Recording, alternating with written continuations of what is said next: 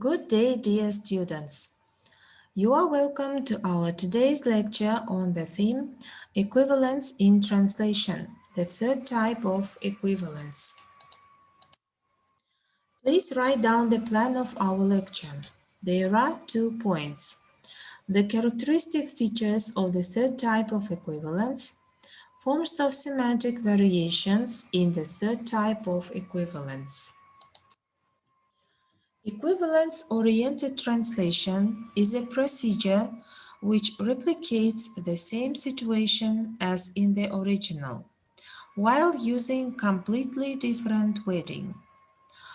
If this procedure is applied during the translation process, it can maintain the stylistic impact of the source language text into target language text.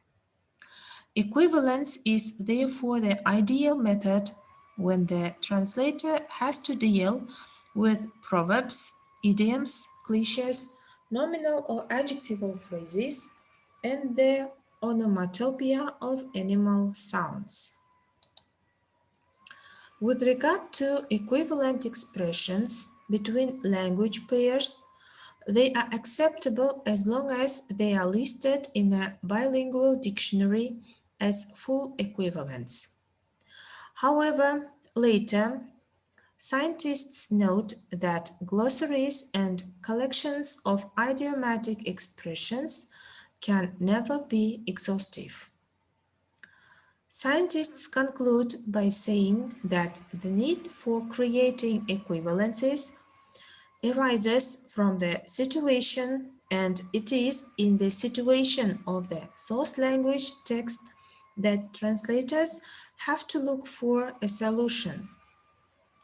Indeed, they argue that even if the semantic equivalent of an expression in the source language text is quoted in a dictionary or in a glossary, it is not enough that it doesn't guarantee a successful translation. Roman Jacobson, Russian-American linguist and literary theorist. His study of equivalence gave a new impetus to the theoretical analysis of translation since he introduced the notion of equivalence in difference. He suggests 3 kinds of translation: intralingual, within one language, that means rewording or paraphrase; interlingual, between 2 languages; and intersemiotic, between sign systems. In the case of interlingual translation, the translator makes use of synonyms in order to get the source text message across. This means that in interlingual translations, there is no full equivalence between code units. According to this theory, translation involves 2 equivalent messages in 2 different codes. From grammatical point of view, languages may differ from one another to a greater or lesser degree, but this does not mean that a translation cannot be possible. In other words, that the translator may face the problem of not finding a translation equivalent. Whenever there is deficiency, terminology may be qualified and amplified by loanwords or loan translations, neologisms or semantic shifts, and finally by circumlocutions.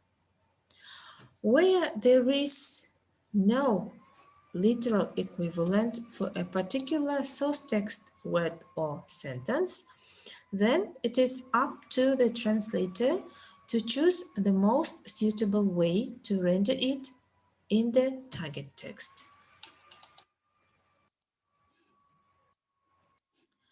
Whenever a linguistic approach is no longer suitable to carry out a translation, the translator can rely on other procedures such as loan translations, neologisms, and the like. Both theories recognize the limitations of a linguistic theory and argue that a translation can never be impossible since there are several methods that the translator can choose. The role of translator is the person who decides how to carry out the translation is emphasized in both theories. Translation task is something which can always be carried out from one language to another, regardless of the cultural or grammatical differences between source text and target text. Jacobson's theory is essentially based on his semiotic approach to translation, according to which the translator has to recode the source text message first, and then he or she has to transmit it into an equivalent message for the target text.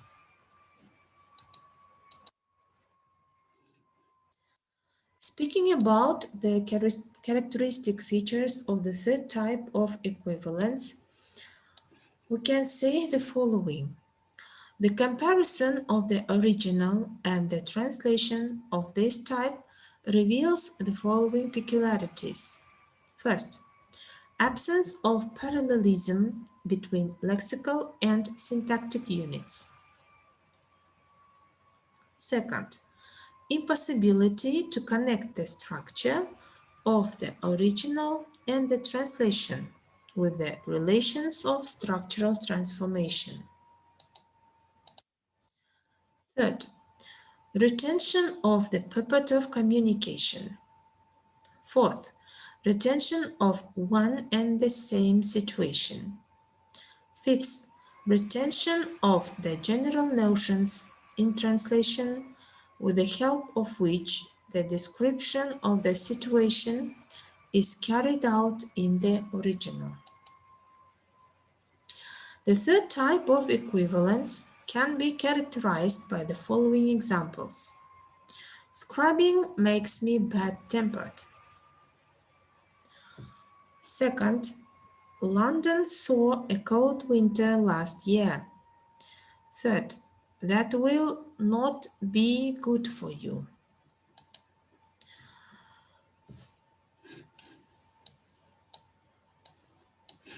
The translation is a semantic paraphrase of the original, preserving its basic themes and allowing their free reshuffle in the sentence.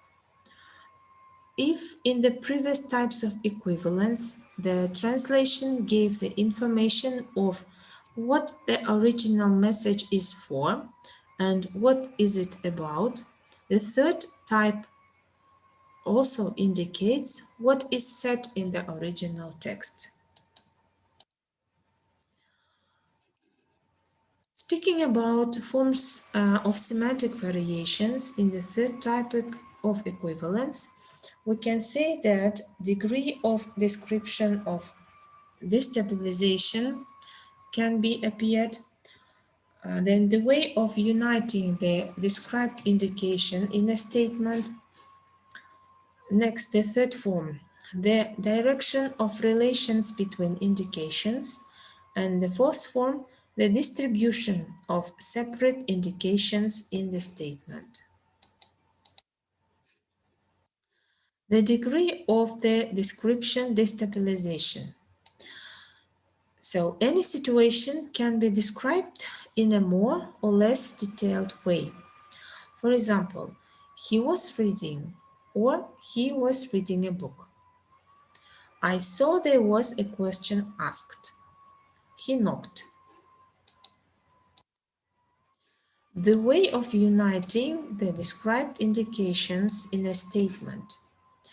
Differences caused by the peculiarities of languages very often make the structure of the statement in the source language sound rather than illogical from the point of view of a target receptor, thus causing the necessity of semantic paraphrase. For example, he was thin and tentative as he slipped his birth certificate from Puerto Rico across the desk. The directions of relations between indications. In the description of the situation from the point of view, synonymic statements can be connected within the relations of conversion. For example, the professor is taking an exam from students. Sometimes such relations are based on opposition. For example, it's a difficult task to do. Do I look all right? This is used for some stylistic purpose. Equivalent statements which refer to one and the same method of description of a situation can differ from each other in the distribution of indications in the separate parts of statement. This point can be set according to the distribution of separate indications in a statement. For example, remarkable constitution too, and lets you see it a great sportsman. Now, dear students, you are given questions for discussion. There are 3 points. So first, speak on Jacobson's theory of equivalence. Second, speak on characteristic features of the third type of equivalence. And the third, speak on forms of semantic variations in the third type of equivalence. Here you can see references and supplementary literature which will be necessary for you during your preparation for your seminar lessons. Thank you for your attention.